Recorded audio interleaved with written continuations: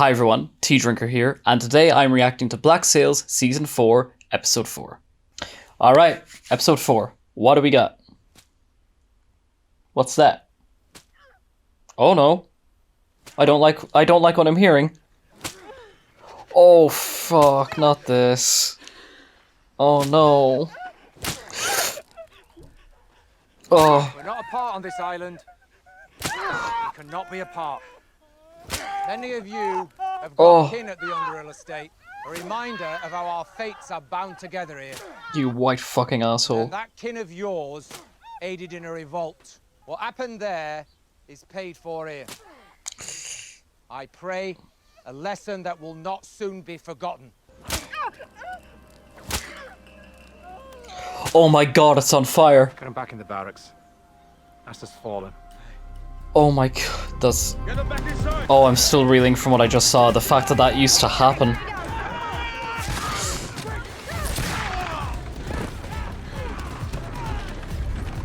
Jesus, talk about hitting the ground running with the directing.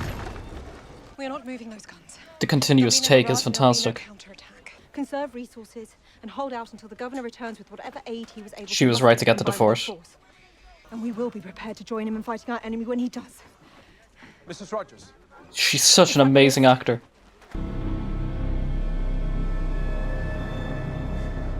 Yo. That's how it works best when it's men crews they belong to and go out there and put forth the word.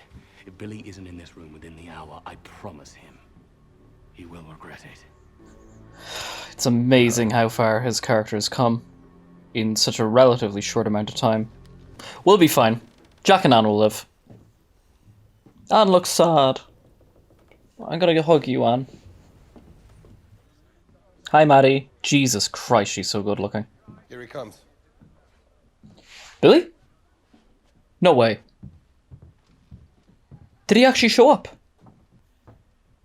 Okay. What's gonna happen? I think we can all agree it helps none of us to have those idiots armed to the teeth. Yeah. I ask, as I'm wondering when would be a good time for us to talk about Max. Oh. You're going to help us find her. Find her. He has her. I have her. Yeah. You're the captain now that Teacher's dead, yes? I am. Then you choose. Oh, Christ. Choose. Oh. Which of your men is going to be the first? You choose. It starts with your partner here. Yeah, I knew he was going to say that. I knew he was going to say that. Jesus Christ. This show does such a good job with violence because it actively makes me hate violence. Oh, Christ, I don't want to see this. Oh.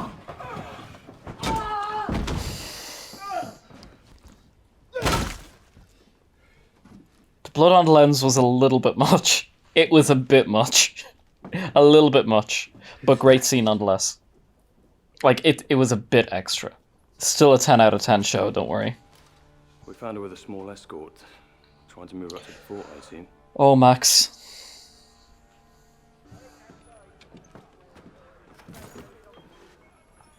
We don't talk enough about how good of an actor Billy is. Do we have a deal? Okay. Where's this gonna go? Clock's ticking. I knew it couldn't have been Featherstone that fucked us. Yeah. He's been with us Yeah. from the start, and he wouldn't have had the nerve to cross me like that. That's why the first thing she asked for the moment those gates closed behind her was Max. That's how valuable she could be to us. Mm-hmm. And you want to trade that away for 20 men? She's such a beating heart of Nassau. Are your brothers? They mean a hell of a lot more to me than they do to Flint. Slow pushing. He has a good You know point. as well as I do. I really hope Billy doesn't die this season. I'm not talking about you. Who are you talking about? I understand that you've come to care for her. Oh. Okay. Maddie, Ugh. if anyone is at risk of being consumed by his need for this war, it's her. The need for war. Such a great overarching theme for the entire series. I heard you were there. Love you, Hans. The last time. The last time. English. Heard you saw it all. He's Irish.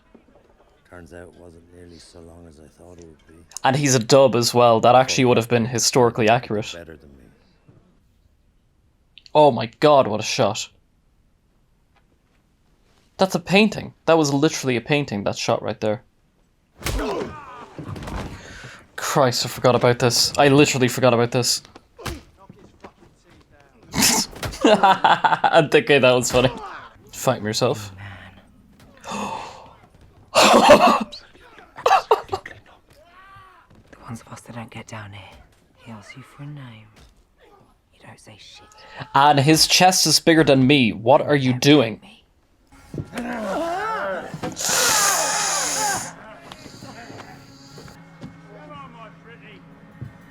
Oh! And get up. Oh, Jack was fucking clever for that. Ugh.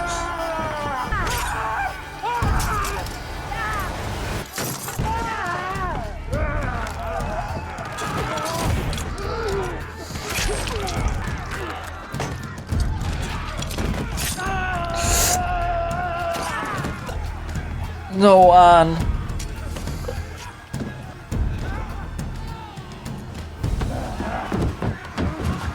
He's going to beat her to death, isn't he?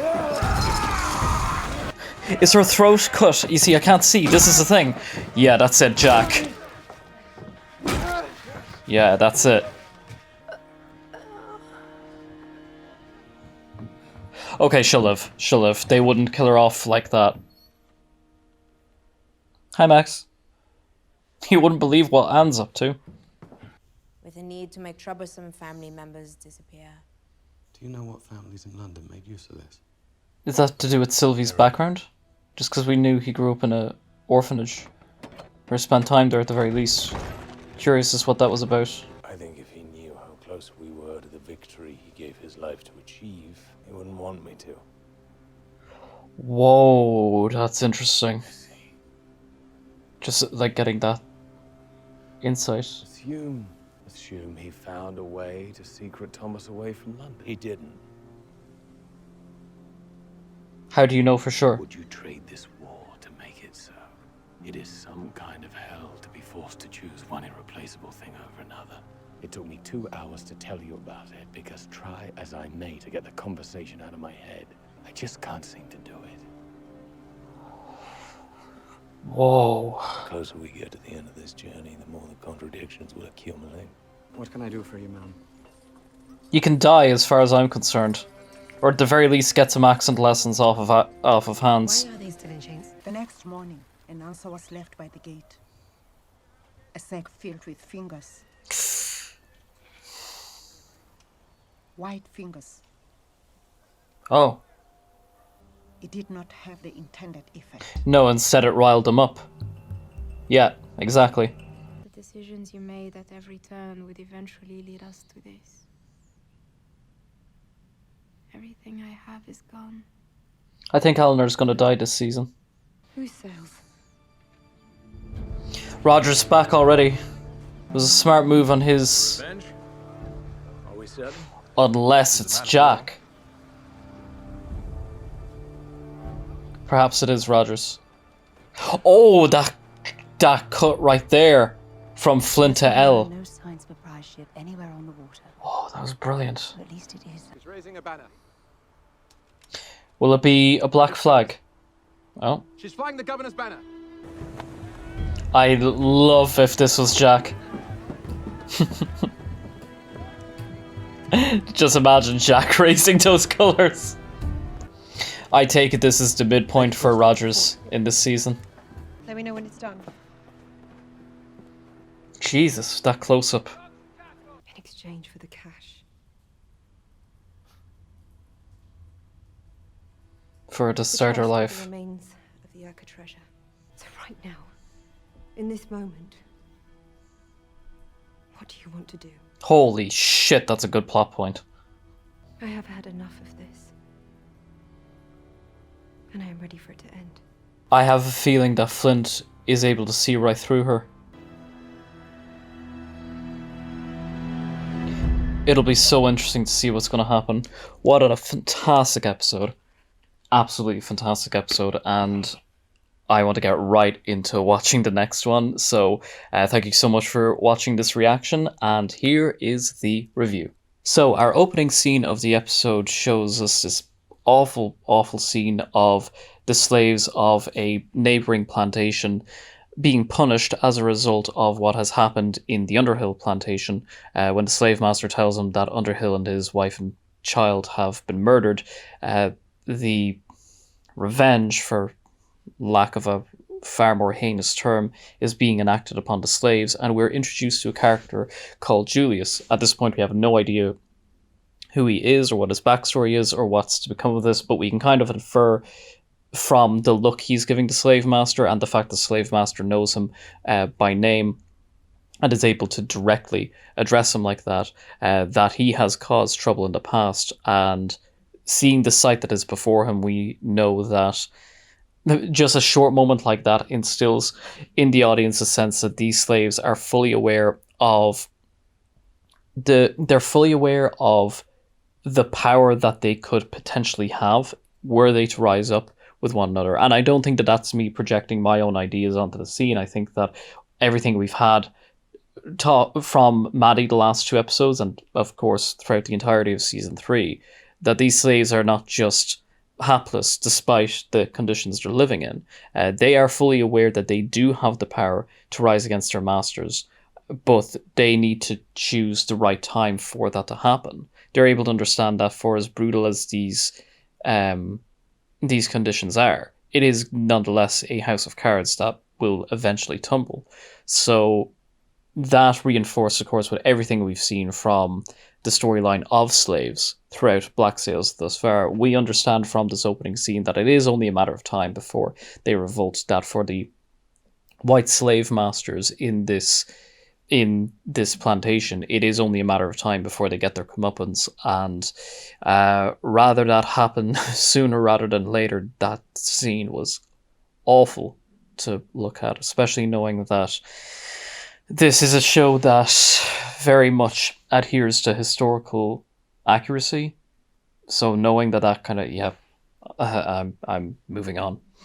The following scene is an immediate follow-up to the ending to the previous episode, in which Nassau has erupted into absolute chaos with the arrival of our boys.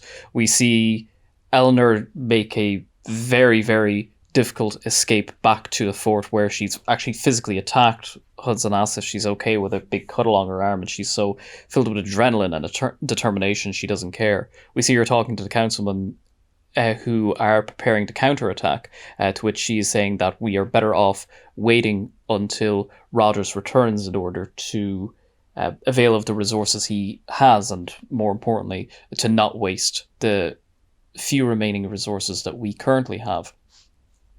So we understand the external conflict, but of course what's going on internally here for the character, and indeed just what this character arc is setting up for the episode for Eleanor, is that she is going to hold off for Rogers, that she is still putting all her faith into him, that he will be the one to save Nassau.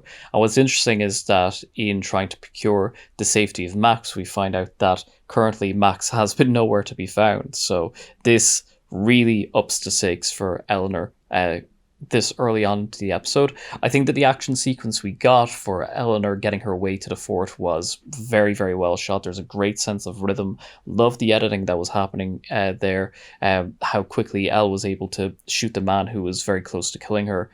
And I mean, what else can be said about Hannah New's acting in this show? Just every single scene, every single shot that I see her in, I totally believe her. So very strong introduction to the episode. So before getting properly into the next scene, I just want to talk about this one interaction I really liked at the front of it. After Flint reassures one of the captains that they are going to have to go through this process of fighting very arduous battles for small reward, and that's just the way things are going to be for the time being, Sylvie does back him up in that moment, and Flint even notes about how once the men see that there's no daylight between you and I, they'll be able to trust our shared authority. Sylvie notes about the fact that things are worse out there than they anticipated. Flint talks about how life is born out of pain and wailing. Sylvie talks about it's the same pain and wailing that ends up being the result of the aforementioned pain and wailing. To which Flint responds in a way that is just so optimistic, in a way that Sylvie literally says, "How optimistic of you." That, in comparison to where Flint was in the initial episodes of season 3, it's so strange not strange, but it's so interesting that Flint is a character who used to be, his sights were so locked on the abyss and nihilism, and having such such a death grip of wanting to achieve his goals despite all of the odds in a way that was so destructive for himself and other people. And now here he is, in so many ways, actually being the guiding light for Sylvie in a way. Not that Sylvie is necessarily staring into a darkness in the way that was referenced in season 3, but more so that there's still very much the growing pains that Sylvie is going through in coming into his own as Long John Silver. And for as much as their authority and their trust and their expertise is shared, I just think it's so interesting that there was such a clear divide between Sylvie and Flint in the beginning of season 3, and now here we are in season 4, where they are so tightly, their bond between them is so tight that Sylvie truly does look to Flint for guidance in a way that Flint also looks to Sylvie for guidance. Just that little interaction I picked up on, because both of their character arcs happen so slowly, and it's something that's built piece by piece by piece, that when one of the pieces kind of just landed in our lap, I felt the need to address it directly.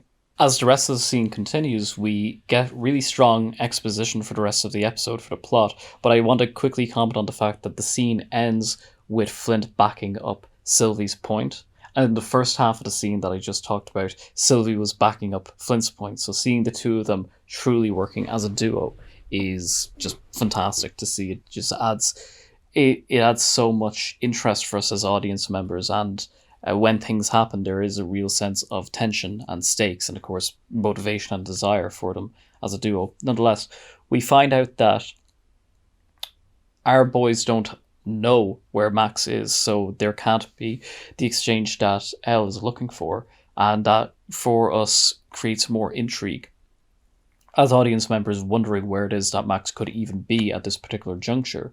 We also see that Sylvie is not in any way prepared to let the betrayal of Billy go at this point in time. And I mean, where Sylvie is coming from is quite valid, in the sense that if you have been slighted in this kind of way and your power is so dependent on your reputation, there is no way that you could let a slight like this go. Even when he's speaking to Dooley and he refers to how the men would react were they to hear Billy Bones has betrayed you, so much of what is going to happen next is going to be on how we are going to resolve the conflict between Sylvie and Billy. So on an episode, for an episode overview, that was a great way of establishing the conflict that's going to be there for the episode, and it is also a great response to what had happened in 402, that it shows that this show is adhering to the sentiment that actions do very much have consequences. So at this particular point in time, it's very interesting to consider what it is exactly that's going to happen to Billy in the rest of the episode. So for the first part of our next scene, we get the exposition that Rogers has now learned of the fall of Nassau, of the killing of Berenger, and most importantly, that Elle is still there. I think it's such a great way of creating the tension for Rogers' character in this moment, that his eyes have been so set on getting away from Nassau, and now he is forced to get there. It's not the sense necessarily that... It's not the case where Rogers wouldn't have foreseen something like this happening, but it's more so that he would have seen it as a worst case scenario. I think it's so great how in the previous episode we got the flashbacks to Rogers and Berenger talking, so that Rogers truly did have so much faith placed in Berenger's ability, and of course the way the rest of the episode continued with him counterattacking the Vanguard and eventually killing Teach certainly enforced his belief that he is in a state of control. So to now see that undermined with this news and him trying to desperately reclaim control by returning to Nassau is very interesting to see. It's very compelling because it's giving us further characterization for Rogers, and then for him to get one of the men to look after the ship that holds the rest of the pirates, that holds our guys, it's a great way of showing him being very tactical, and us now having two separate storylines set up with regards to the English forces. And so then the continuation of the scene is just absolutely terrifying, in that if to whatever degree we thought that Berenger was tyrannical and perhaps even a bit sadistic, this guy is really taking it to the next level. We find out that he intends each one of the captives, including Jack and Anne, to enter into a physical fight to the death with the forces who have no intention of making this a fair fight at all. I mean, there's establishing tension, and then there's establishing tension. We can infer that Jack and Anne are presumably not going to die as a result of this altercation, or at the very least not both of them are going to die. But nonetheless, even without seeing the scenes that are going to happen for the rest of the episode, there is such a strong there's such strong stakes made here, and there's such a palpable sense of fear for the audience, because we know what Black Sails is like. We know that they are not afraid of punishing characters, of really putting our characters through the ringer, and even if they don't kill them, they're going to hurt them in ways that are so brutal and prolonged, but also very organic to the story. And of course, actions do have consequences, and those consequences then lead to further action.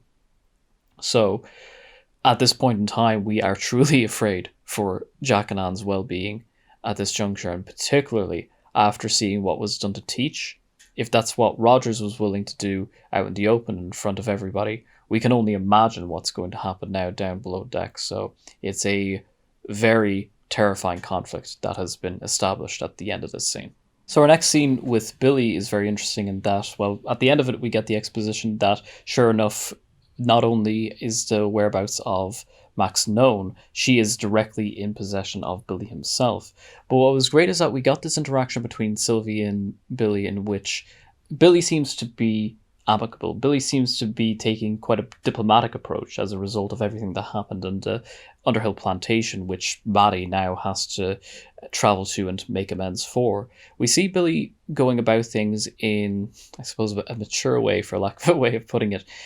And what Sylvie is talking about there, Sylvie is talking about how Billy is he's saying, you're going to do the right thing because you're my brother, and I know that you are going to do what is right to make amends here. Which is great because, of course, that's succeeding the previous scene we had with Sylvie talking about the relationship that himself and Flint has. And, of course, from a season arc perspective, we know that this is very much Sylvie asserting himself and filling the role of Long John Silver. But what was really interesting here is that this is real conflict between Billy and Sylvie that has, in a way, been a long time coming, but it's also a new one in the sense that it's truly Sylvie fitting the role of Long John Silver in this case. And it's something that for me is such a stark difference between that of Billy and Flint, because Billy and Flint have not had the same relationship that Sylvie and Billy have had, in the sense that there hasn't been the same degree of warmth there between Flint and Billy as opposed to Sylvie and Billy.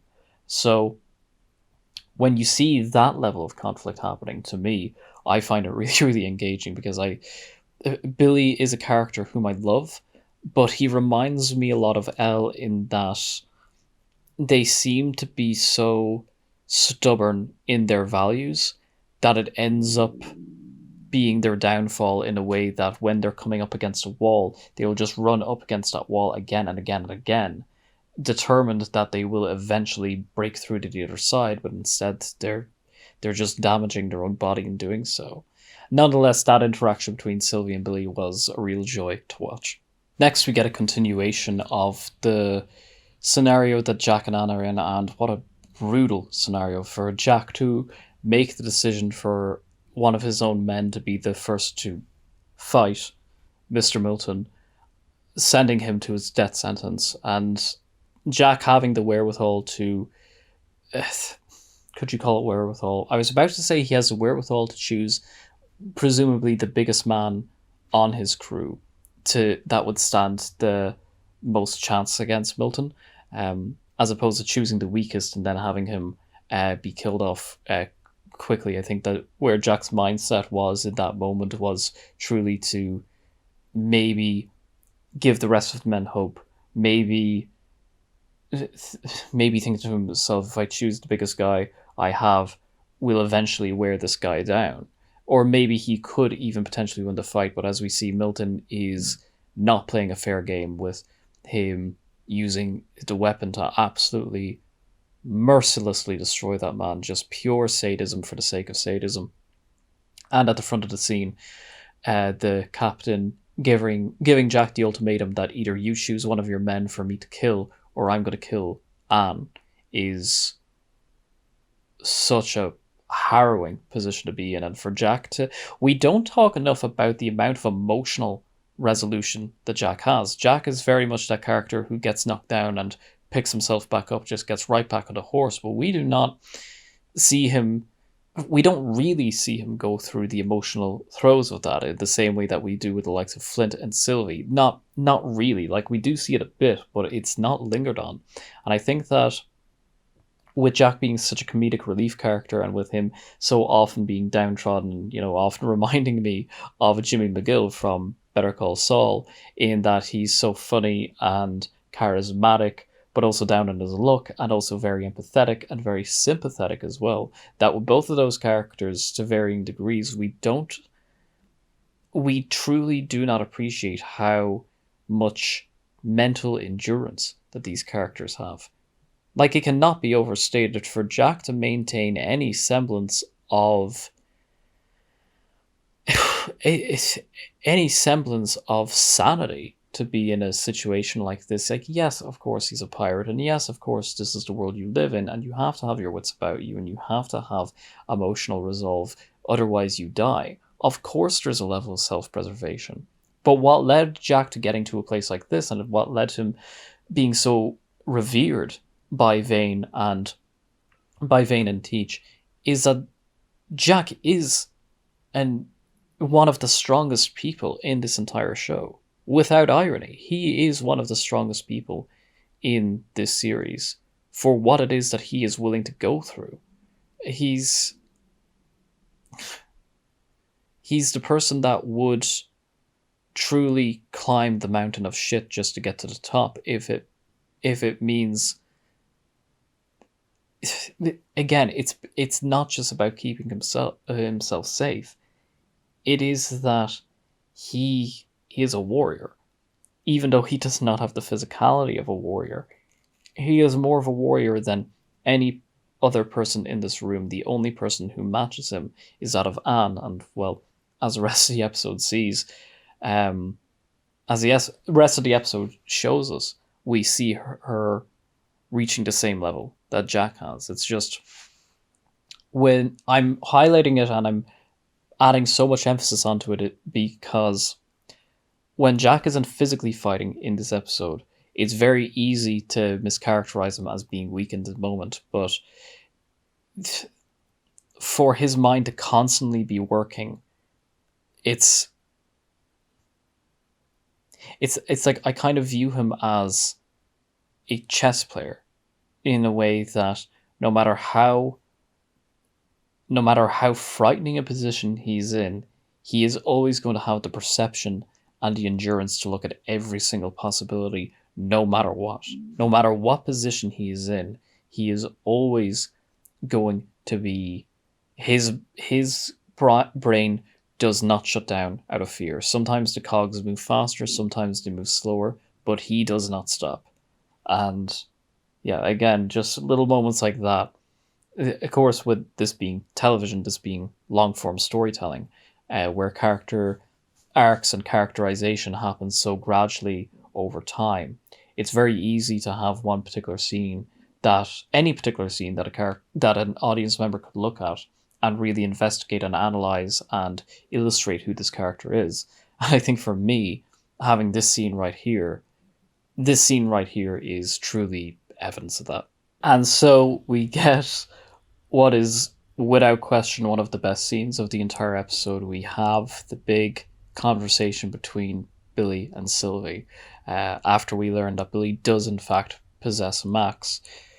We have Billy making the argument as to why his way of ensuring that the blame is firmly placed on Max, as well, the blame is placed on Max in reality, him wanting to make sure that that is the leverage that is being used, Sylvie immediately catching on to the fact that he is able to see through Billy, and that what Billy is trying to do is separate himself and Flint to create that sense of division. Billy harkens back to the days where they used to talk of how Flint is the destructive force that they need to overcome.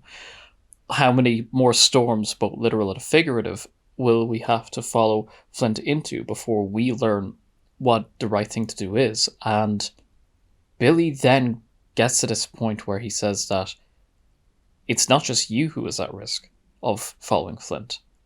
Maddie is at risk as well. And that is just such an incredible thing to say. That is such an incredible plot point to deliver, but also from a character perspective, it is such astute insight on Billy's part to do something like that. Sylvie is naturally going to... Because what Billy is doing there, and I know it is more nuanced than this, I don't want to overgeneralize the situation. I don't want to oversimplify it, but essentially what he is doing there is Billy asking Sylvie the indirect question of, do you trust Flint more than you care for Maddie? And even had I not seen the succeeding 6 episodes past this one, that moment in and of itself, for audience members, we know that, you know, this is such a clear setup for the main conflict that Sylvie has. That alongside a conflict of, you know, being Sylvie versus Long John Silver, we get the conflict of just that. Do you trust Flint more than you commit yourself to Maddie?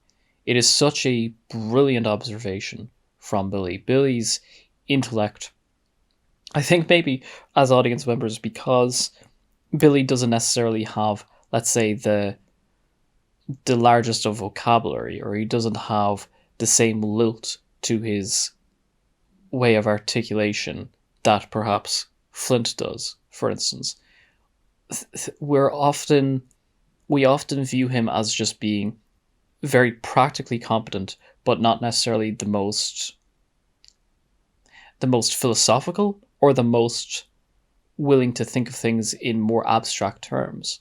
But for him to think of what this could do to Maddie, as practical as it is, it's something that requires such a high level of emotional intellect. The point I'm trying to get here is that Billy is so perceptive in a way that we don't give him enough credit for. And it's not that we don't recognize it, but I think because he is so blunt in what he wants, we can tend to view his way of thinking as very black and white. And of course, as I referenced earlier in the review, similar to Eleanor, he certainly is black and white in a lot of different ways. He certainly thinks of things in black and white terms in a lot of different ways. But his ability to be perceptive is very, very underrated. And speaking of characters with astute levels of perception, we have Hans telling Flint that his shit stinks, telling him that the faith that you have in Sylvie not betraying you and not realize that he can do better without your guidance. Yep, about that. He directly references his experiences between himself and Teach. Like, first of all, as aforementioned, having an actual Irish actor in this show, mwah, love that. Love hearing the authentic Irish accent. Ben I could just about tolerate because the actor is very, very good. Like, the actor for Ben is really, really doing a great job. So I'm giving him the pass. And the accent, also, he's South African. So, okay, it's not the same as an English person trying to do our accent. I can let that slide. Nonetheless, to see an actual Irish actor in this series, I love. And I'll probably keep saying this until the end of the series.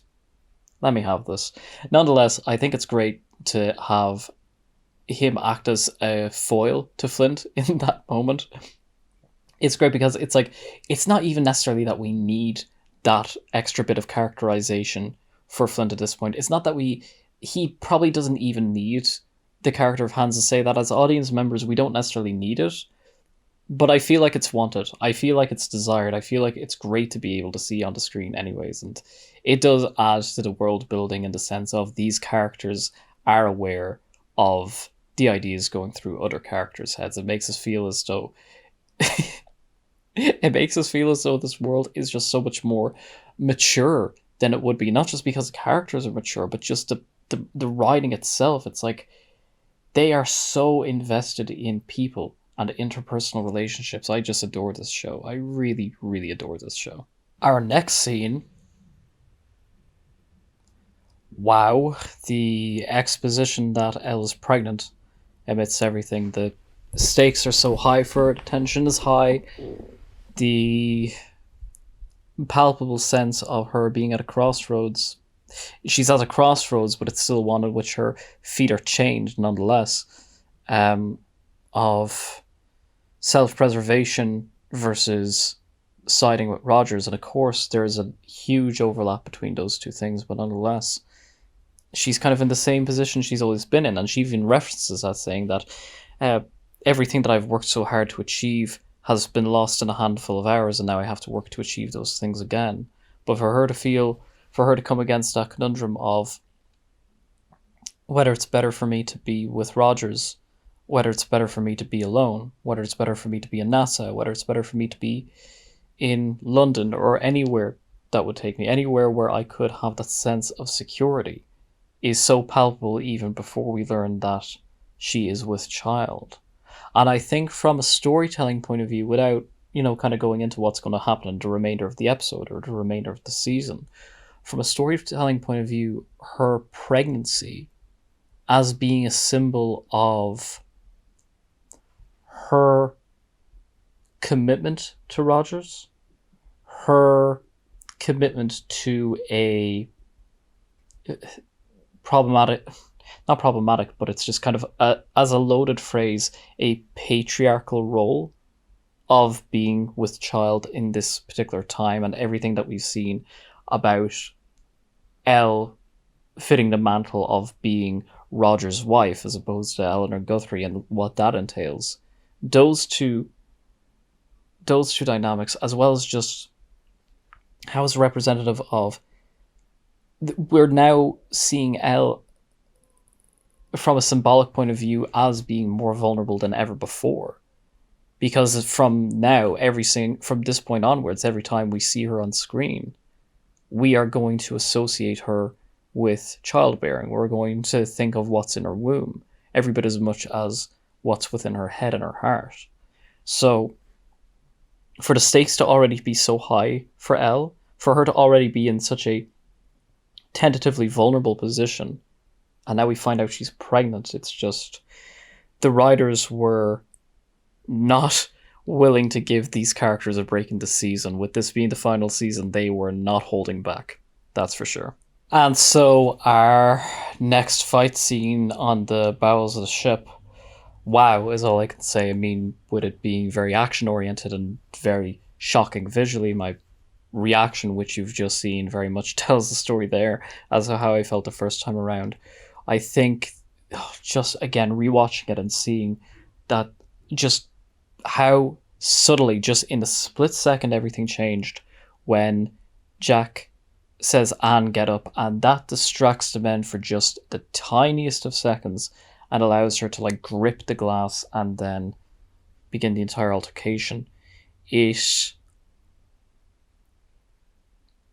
it very much felt like an even trade in the sense that as audience members, we have to have it believable for us that if these pirates were to just escape the brutish force of the English, that it was something that is going to be very difficult to do. And to see Anne beaten almost to death, and as audience members in the moment, I mean, you saw how I was. I was very, very concerned that she could actually be killed in this moment. I think the scene works so well in that their victory feels earned, in that even if Anne hasn't been killed, she is going to be incapacitated in such a way that it is going to be so detrimental to the future of Jack.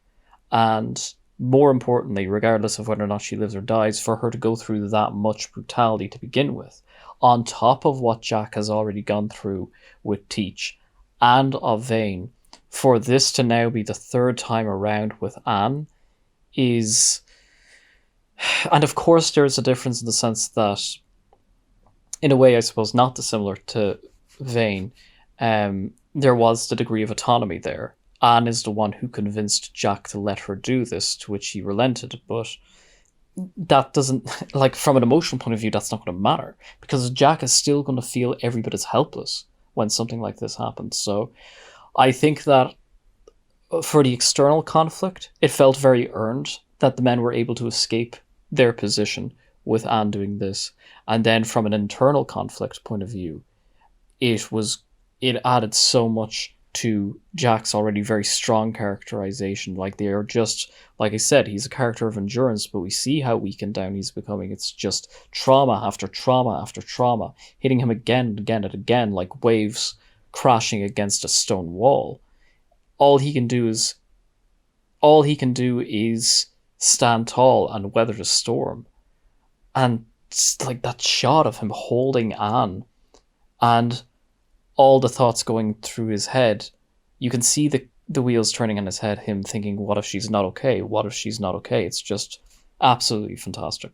So we get the conversation between Max and Sylvie then, in which there's a nice kind of resolution of the emotional fallout from their previous interaction, which obviously was very, very intense. We get further reinforcement of Max's position of her saying the reason I didn't kill you is that it would have solved problems, but it would have created more problems and I simply would not be able to live with that. Seeing where Sylvie is now, it's interesting because of course he's able to respect that decision, but we both know if the tables were turned, he would not have hesitated whatsoever. It's just how their value systems are different. But then we get the exposition of Max talking about how she is aware of an estate in which troublesome men, not necessarily men, but troublesome family members could be sent by wealthy families in order to never be seen or heard of again. And when I watched this episode, as you would have seen in my reaction, if I've kept that bit in my reaction, is me wondering, does this have any link to when... Because we heard about Sylvie briefly mention his childhood growing up in an orphanage. So then I was thinking, well, wait a minute. If there's an organization that allows family members to have disappeared, involving wealthy families, could this have something to do with Sylvie? Could this institution also be in some way related to the institution that Sylvie was in when he was a young boy? Could there be some connection there I'm not seeing? And then, kind of as the episode went on, I didn't say it out loud, but I was thinking to myself, no, wait a minute. Maybe does Sylvie have someone he knows that would have been sent away to this institution? Because we don't know anything at this point about Sylvie's backstory, so it was very much just internally spitballing. And I think there is, because bearing in mind I have seen the succeeding 6 episodes, and I know where the end of the series is going. But from this, at this particular point, you're thinking to yourself, well, wait a minute. Is there a person that we might know that has some connection to this organization, be it running it or benefiting from it.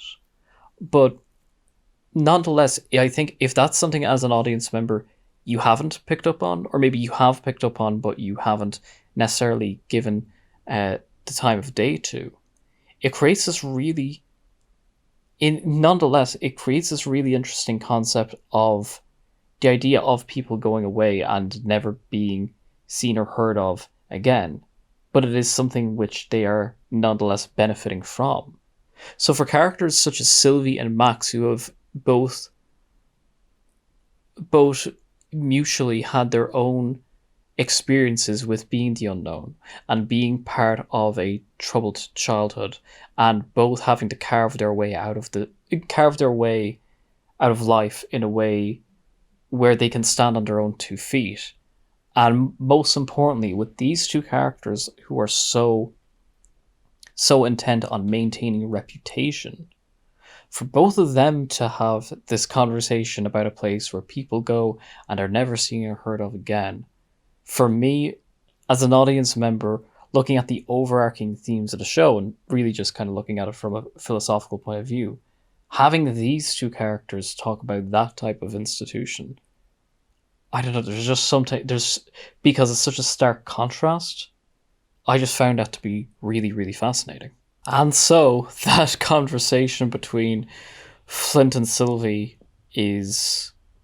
First of all, when I was first watching it, I was really taken aback just how often Sylvie is able to bring up Thomas Hamilton and for it to not completely set off Flint.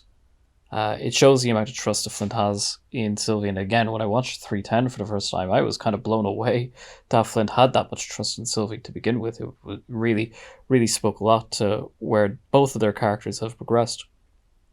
So for Sylvie to ask Flint that question, you know, what would you do if you could choose between... What would you do if you could end this war, but it would mean having Thomas Hamilton back? And again, this harkens back to what Max was saying episodes ago about these are men who would fear losing the war ending than actually losing the war. We know how much of a strong grip that Flint has to defeating England because he's haunted by the ghost of Thomas Hamilton.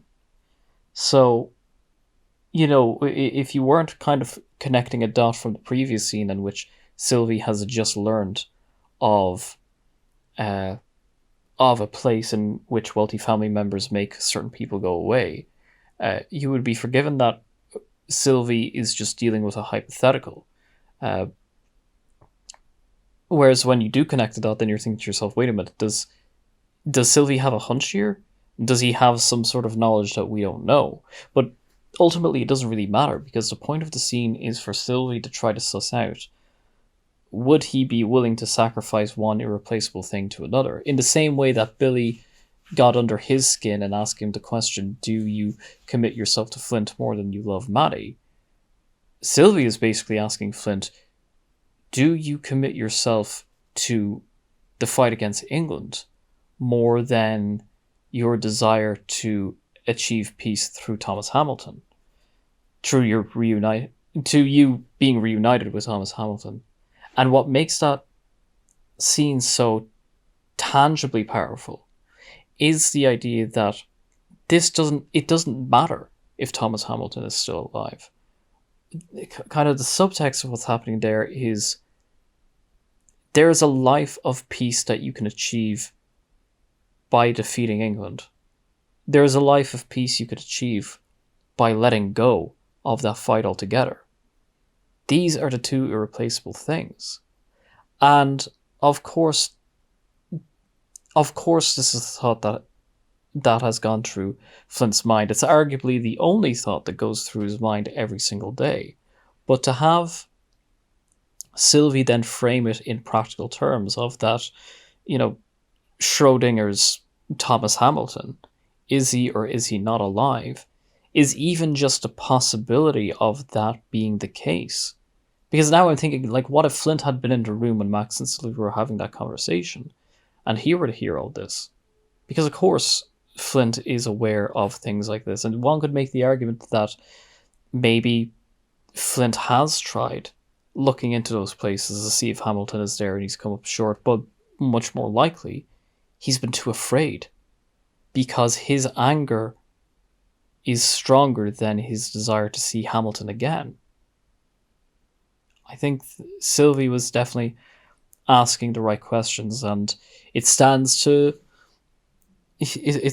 reason just how strong the writing is and how intelligent these writers are, in that the response that Flint gives them in that moment, just very calculated, very logical, and seemingly genuine. Perhaps actually genuine to Flint himself. Maybe there's no mask there. Maybe that was his sincere response because he's not seeing what Sylvie is getting at past the surface level. He's not willing, his unconscious mind is not willing to really look at what Sylvie is trying to say to him there. It kind of I don't want to, I was about to compare it to a movie, but that might be a spoiler, so I won't do so, but just wow. The depth that this show has is unparalleled. Really, there are so few shows that I've ever watched that go this deep into character, particularly with characters' neuroses and their relationship with grief and trauma. It's just so powerful. So unbelievably powerful. The next scene is absolutely incredible. The conversation between Maddie and Ruth, in which we learn that Julius, who we'd seen at the front of the episode, his band of slaves revolted against the white slave masters, and they are now, basically they have formed their own movement. They have formed their own force, and we get the exposition that the reason why Billy still has these men on this plantation still in chains is that they're afraid of them defecting to Julius's group and leaving ours. And what I love about the scene is that it gives us very necessary world building. It adds that degree of realism. It adds a degree of believability to the story of wondering, why are these slaves so trusting of Flint? Why are they so trusting of Maddie? Regardless of Maddie sharing their, of course, common skin color, but more importantly, the similar values. Why should they still side with them when they can go about it their own way? And having the presence of Julius and his gang adds so much more credibility to that now. It adds credibility to, in the same way that, for as much as Billy trusts Flint, at a moment's notice he could change his mind and go somewhere else. It adds credibility that these slaves, for as much as they trust Flint and Maddie, they too could go their own way if they so wish as well. And that quote that Ruth says to Maddie, saying, "When you fight the world fights back," that is so powerful, because for Maddie, her role has been the world. This has been her world. The environment in which she's grown up with has been her world. Ruth even says the best you can do is save who you can and build a wall surrounding you, which is what Maddie's life has been. And now she's on the side of fighting the world. She's always lived her life defending her world from a fight, and now she's actively fighting another world. And to see her siding with a mix of people, both black and white, and to then be fought against by people both black and white, is such an enormously complex dynamic for her to try to navigate on a conceptual point of view. And I think it's also interesting how a quote like that then could apply to someone like Eleanor, whom we know wants to maintain the safety of her family. Like, she literally is adamant. She literally says out loud that she's determined to make sure Hudson gets back to her family. And now, of course, Elle wants to maintain that level of safety for her family, which is herself and Rogers and the child that's coming along the way that he doesn't know about. And what has her life been? What has her life been? Only her maintaining a world that is continuously getting attacked. Her her acting on behalf of the world, fighting against its attackers. And, given the parallel between Maddie and Eleanor that we've been given in the series thus far, one that was made very explicit through Mr. Scott, I think it's great how the show will use these themes to compare and contrast characters, and it'll use moments like these to show that everything about this entire world of Black Sails is not black and white. That every single character and every single group of characters as part of this fight have their own valid reasons from being separate from one another, and the irony being that the validity of those reasons are the common denominator linking all of them.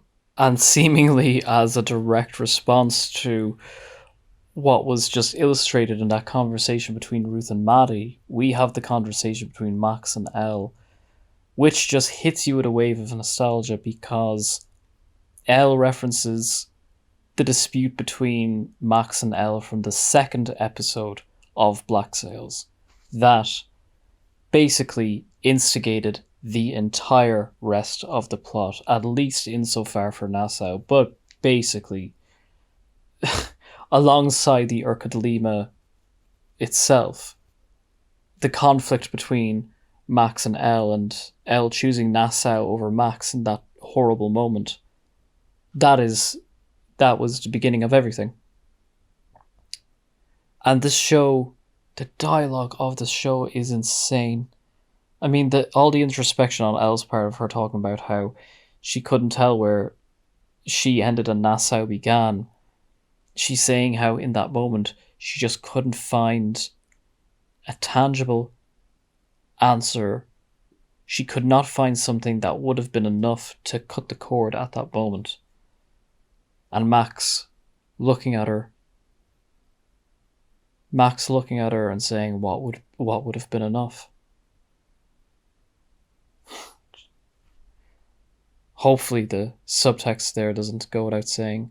The implicit statement Max is getting at there, it doesn't need to be said, it's just so clear.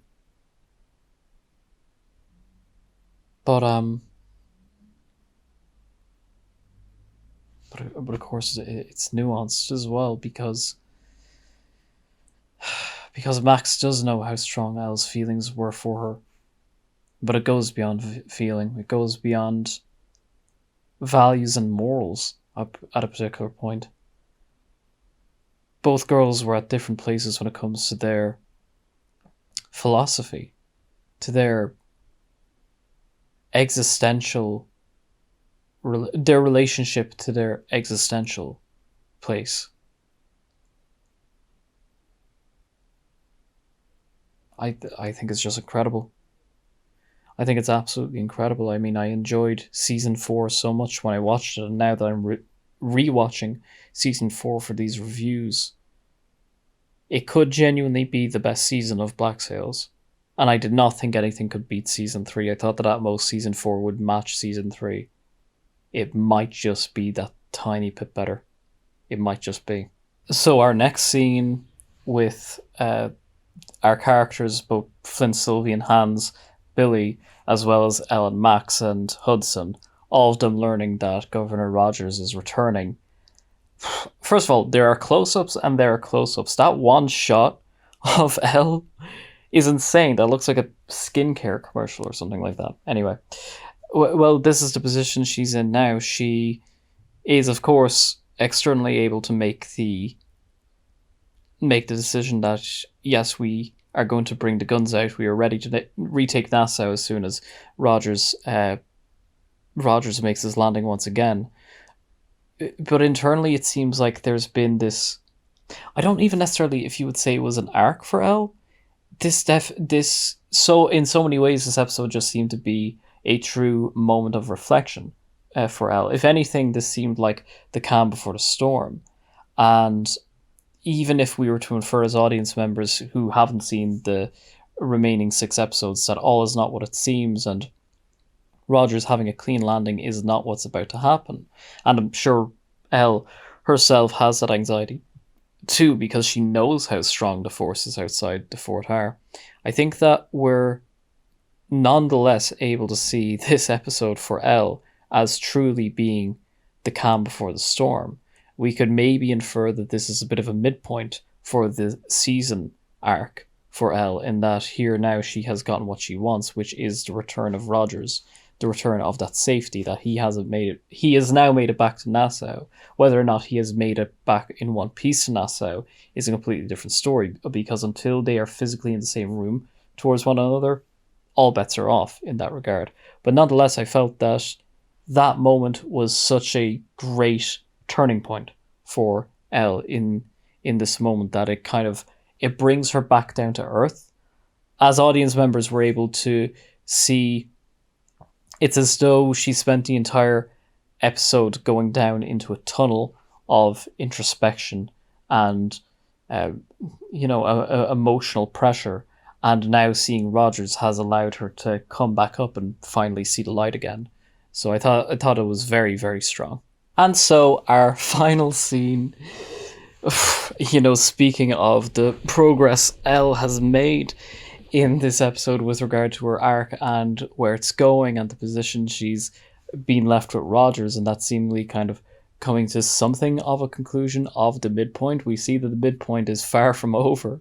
It is far from over, because now she has struck a deal with Flint to completely stand down her arms as a means to an end of getting the Urquhart Lima gold, as a means to an end of her achieving the financial security to do what Ruth has been saying to Maddie, which is to save who you can and build a wall around you. And for this to be said to, of all characters, to this to be said to Flint, who earlier in the episode was asked by Sylvie if you could choose to win this war or end this war, which would you choose? Flint is able to see, he's able to see Elle making that decision right here, right now. He's able to see that she is able to do something that he knows he does not personally have the strength to do. At least not do yet. Whether or not he recognizes that consciously or unconsciously is a different thing altogether. But he is able to recognize that nonetheless. And of course, for all of this to then be seen by Sylvie. Sylvie, who is the one, so much of his conflict and subsequent growth has been at the helms of him following Flint no matter where he goes and trusting Flint blindly. And for that trust to have been questioned by Billy. Billy, who is making the transparent attempt to split the two of them. And Sylvie essentially in just as many words saying, I will follow Flint no matter where he goes to win this war. And now what Flint is doing has the impression of giving up the war, even though intellectually, somewhat intellectually, Sylvie knows that that's not exactly what's happened. What is at the forefront of his mind is that he views what Flint is doing at this very moment as giving up, which is so ironic, because what Sylvie was attempting to get into Flint's head during that conversation earlier was this notion of maybe it would be easier for you to just give up the war rather than to win the war. There is so much depth both for this episode and all the preceding episodes, and creation of setup for the succeeding 6 episodes. This moment is incredible. It's another example of what, it has to be one of the best episodes of the season. Truly. To say that I'm so thoroughly impressed by this episode and the season and show is an understatement. And I still have the next 6 episodes to review, so we'll see how strongly I feel then. But there's just, I have no idea how the writers could have written something like this, to have every single character be so developed and so scrutinized and just so thoroughly mulled over, but then for them to interact with one another, and for each one of them to bounce off of each other and help each other grow, and actually then kind of stall the other characters' growths at times as well. Oh, it's just phenomenal. I could kind of go on about it, but I think it might be going in circles a little bit. And to be honest, there's going to be so much that happens in the next 6 episodes, which I've seen and now need to rewatch and review, that a lot of it is going to come out there naturally. So I think I'm going to leave it there. Fantastic episode. Fantastic episode. Loved reacting to it. Loved reviewing it upon the rewatch. And thank you so much for watching this video. It's very much appreciated. And if you've made it all the way to the end, I would like to leave you with a poem. 1875, Christina Rossetti, By the Sea. Why does the sea moan evermore? Shut out from heaven it makes its moan, it frets against the boundary shore. All earth's full rivers cannot fill the sea, that drinking thirsteth still. Sheer miracles of loveliness lie hid in its unlooked-on bed, anemones, salt, passionless, blow flower-like, just enough alive to blow and multiply and thrive. Shells quaint with curve, or spot, or spike, encrusted live things argusized, all fair alike, yet all unlike, are born without a pang, and die without a pang, and so pass by. Thanks for watching.